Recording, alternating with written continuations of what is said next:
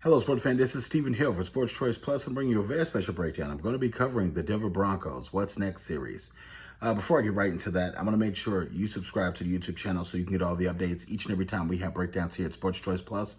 Without further ado, we're going to get right into the action. Looking at right now the Denver Broncos and where they are. The Denver Broncos do not have a true quarterback, and I don't believe that they have one on the roster right now. When you're looking at overall in general, and you're looking at Locke and what he brings to the table, and, you know, it's been up and down with injuries and things like this. And you're looking just right now, this defense for the Denver Broncos has a lot of players that are pretty good on the defense. When you look at Von Miller, and they want to bring Von Miller back at a smaller number, and you're looking at the outside circumstances with the potential case going on, it's a lot of question marks.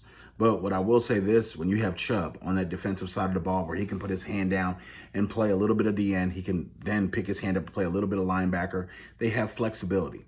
Flexibility on defense is going to be big for this team because not only are they going to mix and match in drafts, mix and match in free agency, they can do a lot of things. On the offensive side of the ball, I like where they're going offensively, but they have to find a quarterback. I don't know what it is about John Elway. Besides Peyton Manning wanting to go there, he hasn't really found success in any way, shape, or form. I think that has to be addressed shortly. When you're looking just overall at what this team is going to need in order to get better, they need a couple of offensive linemen. They also need a couple of players that are going to make plays in real time. Time's out for the future. Time's out for getting players for 4, 5, 6 years from now. Get players that are going to help you win now. If you're Denver, show us you're serious. Everybody in the AFC West is getting better.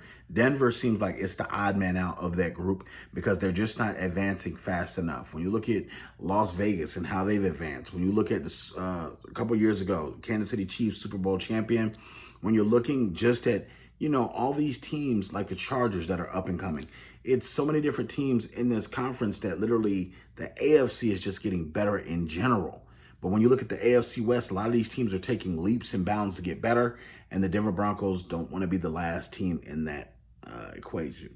So I think Denver overall needs a facelift on offense. I think that the play calling is a little stale.